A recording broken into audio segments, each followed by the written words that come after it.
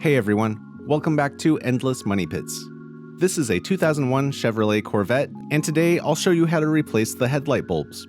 This car has halogen bulbs, which the owner says are too dim, so we'll also be upgrading the lights with LEDs, but the procedure would be the same for standard bulbs.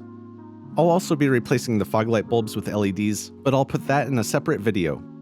This job is pretty straightforward, so let's get to it. Here are the tools that I used for this job. Electric screwdriver, Phillips No. 2 bit, magnetic bowl, a pair of dikes, and an angled pick.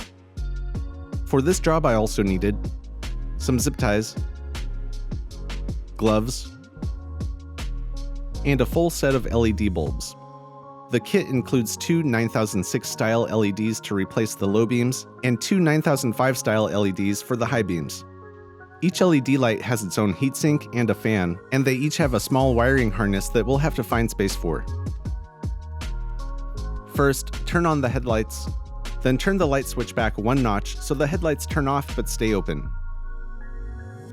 If you're worried about scratching the paint while removing this lower screw, you can open the hood first and unscrew it from behind.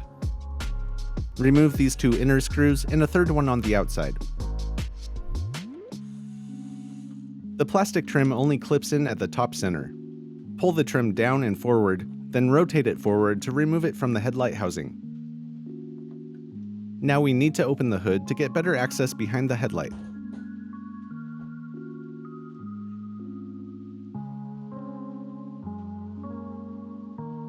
The inner bulb is the high beam and the outer bulb is the low beam. Lift up the clip slightly, then pull the plug from the bulb.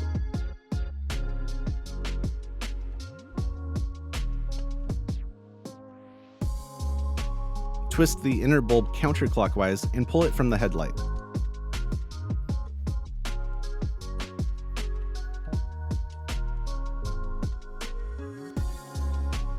Make sure not to mix up the wires for the lights. The outer bulb twists in the opposite direction. It's a good idea to wear gloves to protect the new lights, no matter what type they are. These white cotton gloves actually came with the LEDs. The outer bulb needs to be a 9006 style, and the inner bulb is a 9005. Don't mix them up. Insert the outer bulb and turn it counterclockwise to secure it. Connect the new bulbs to the corresponding wires.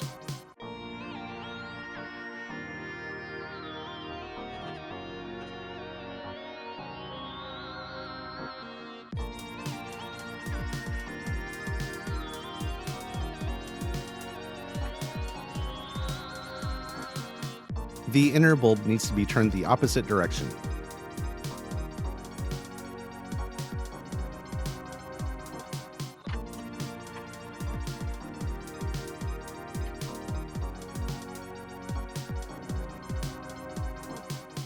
If you installed LEDs like these, you'll need some zip ties to tie up the wires so they don't swing around when you're driving.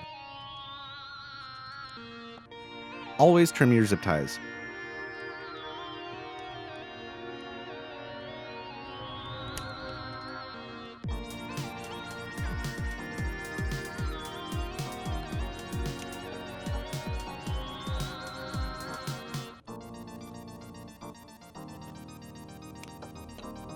I tried closing the headlights to see if there was enough room for the wires.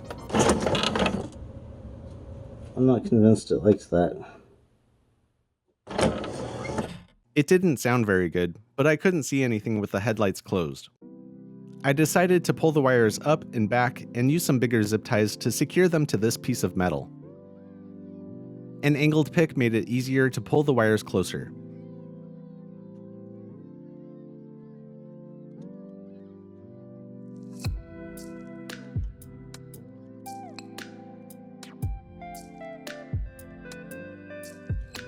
A little tedious, but I didn't see a better option.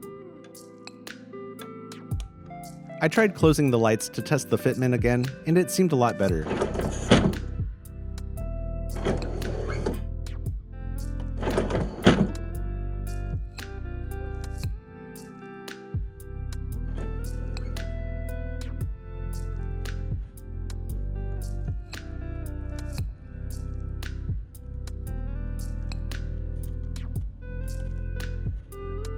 After trimming the zip ties, you can't even see them.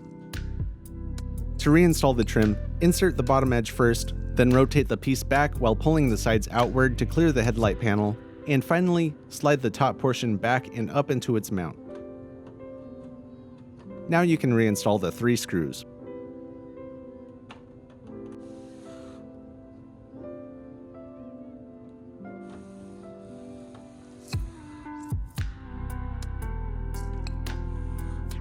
If you haven't already, close the hood because we're ready to test these new lights. Compared to the standard halogen bulbs, these LEDs seem much brighter and definitely wider in color. After installing the LEDs, I noticed some quirks. Immediately after plugging in the 4th LED, they started flickering at a low level and would not turn off. After I started the car and turned the light switch on and off a couple times, the flickering stopped, but the lights would not turn off until I shut off the engine.